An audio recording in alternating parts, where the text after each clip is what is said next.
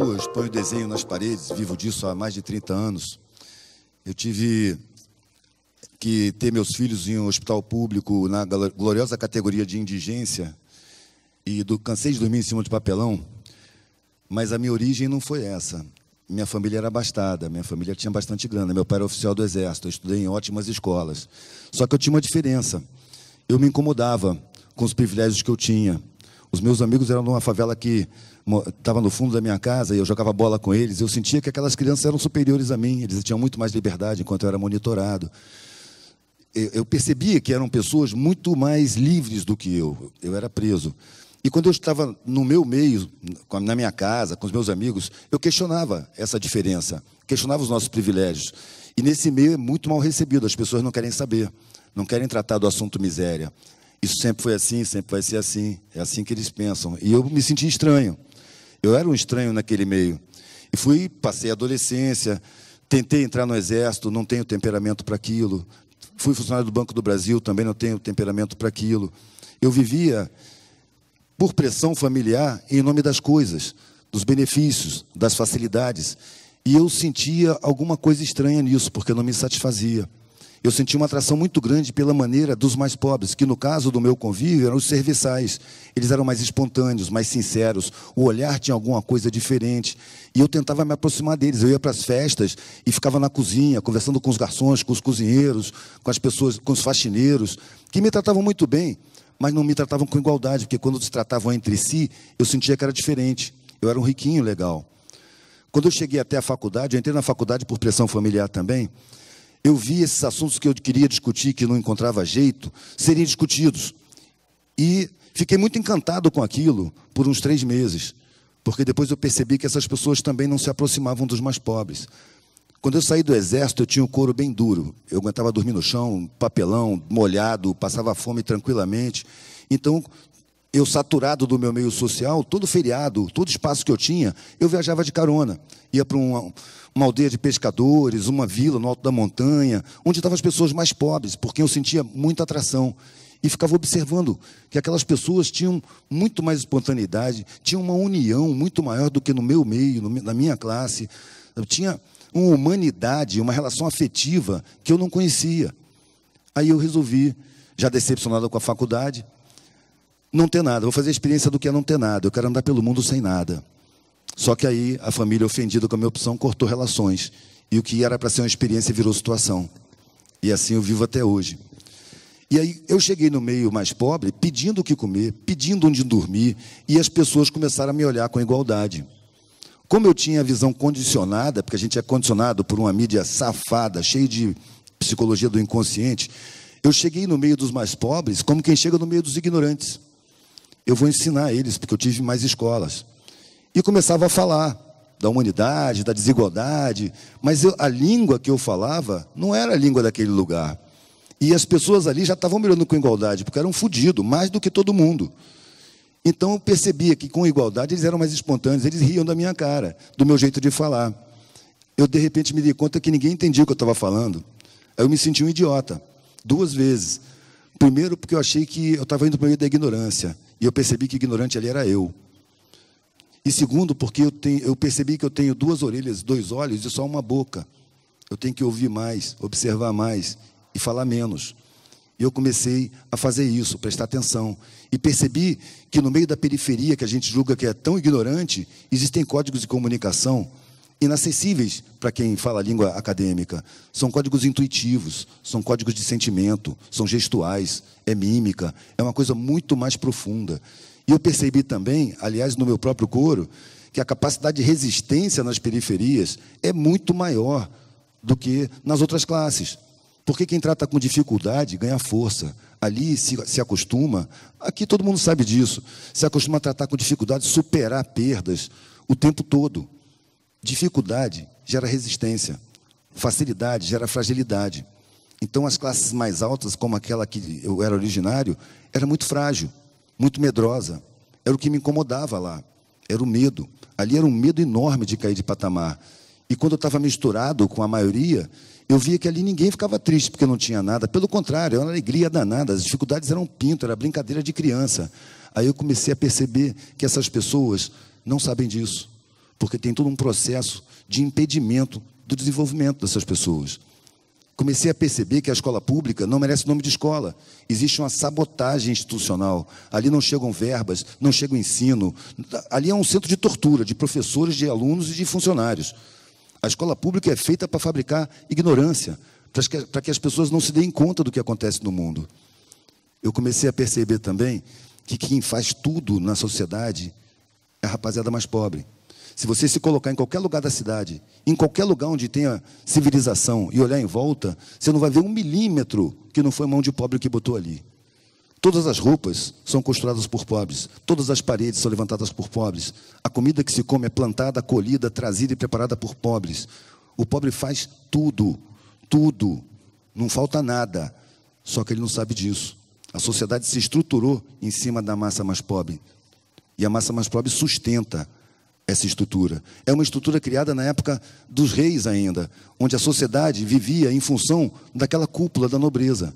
Toda a sociedade. Existia uma classe intermediária, que era a pequena nobreza, que administrava os peões, o povão que fazia tudo, sustentava tudo, e aquela cúpulazinha pequenininha. Essa estrutura está aí até hoje.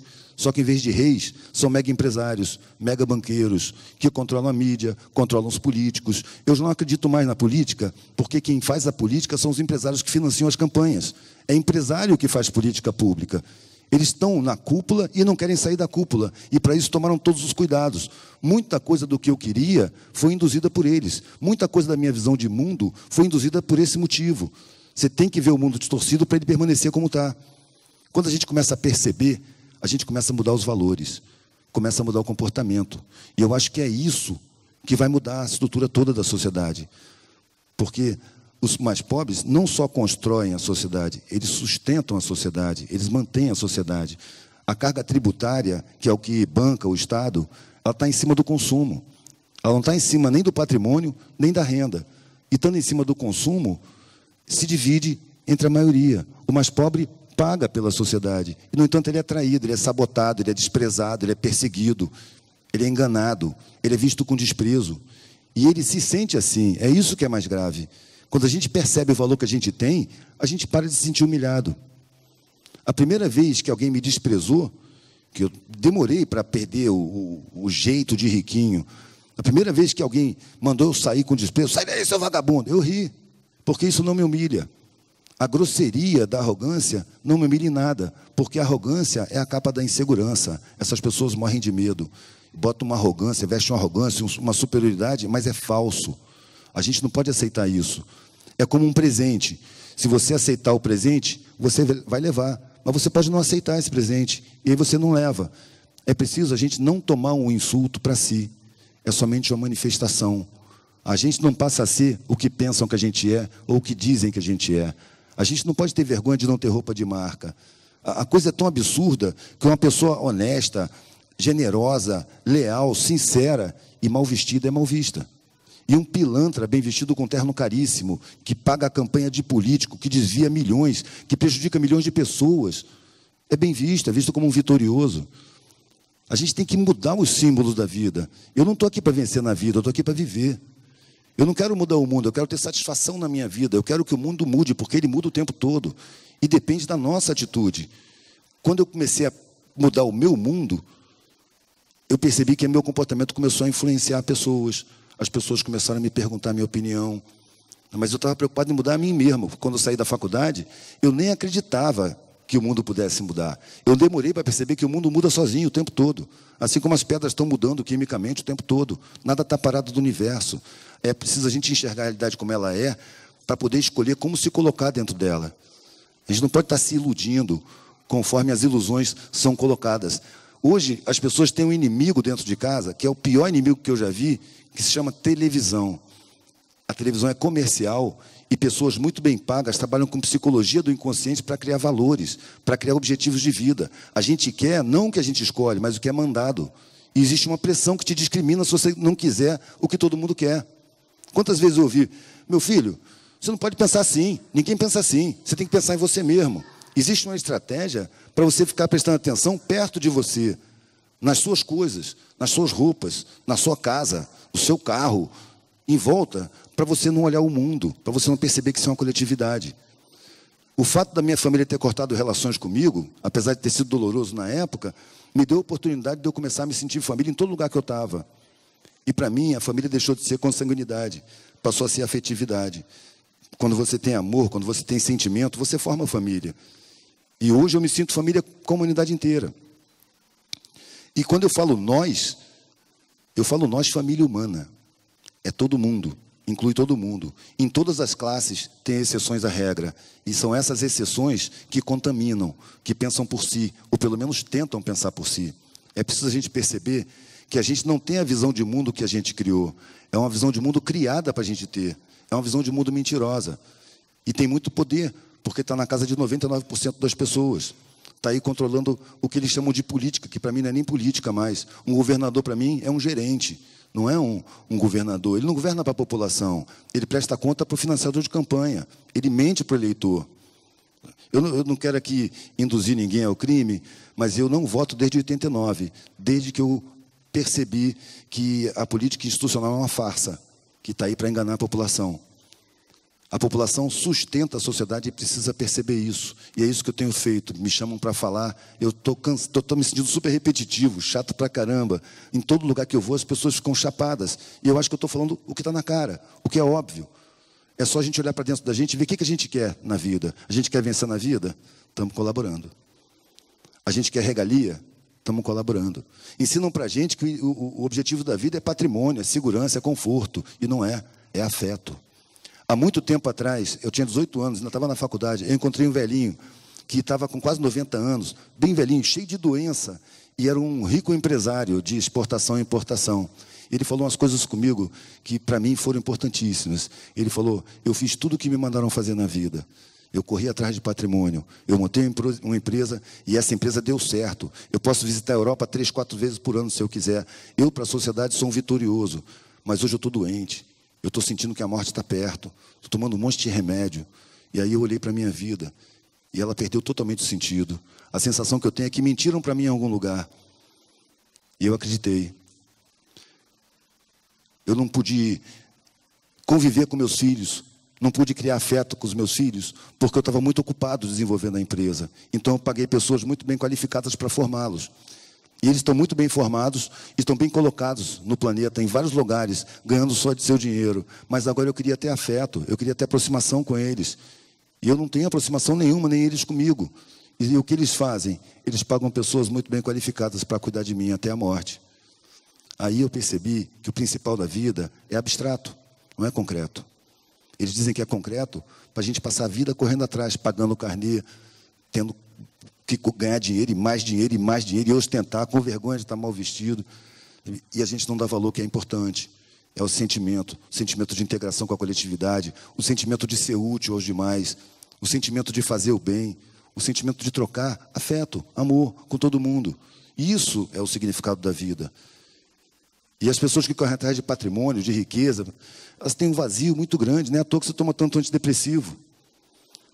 Será que alguém aqui não sabe que o afeto é a coisa mais importante da vida? A gente sabe, mas esquece, porque o massacre publicitário é criminoso. Ele está o tempo todo na cabeça da gente.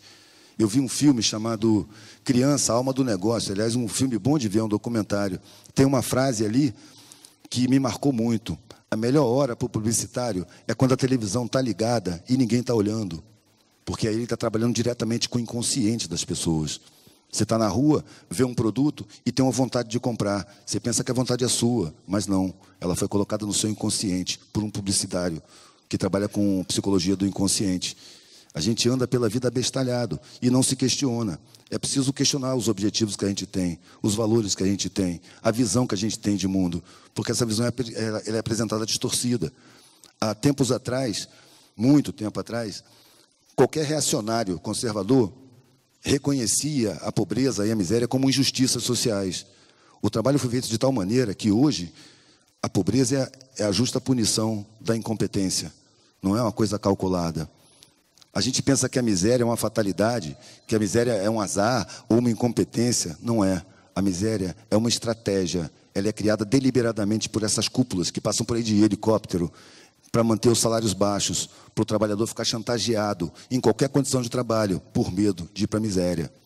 Os planos de saúde financiam campanhas eleitorais. Então, não se investe na saúde pública. Por quê? Para dar medo. O motorista de ônibus, que já não ganha essas coisas todas, ele não fica sossegado se ele não tem um plano de saúde. O plano de saúde se dá bem por causa disso. Então, a saúde pública não é uma porcaria por incompetência, não. A saúde pública é uma porcaria porque interessa à indústria médica aos planos de saúde. Bom, é isso. Eu posso resumir isso tudo que eu disse apontando os objetivos da vida: afeto, integração, sentimento, coletividade. Valeu, acabou o tempo. Obrigado.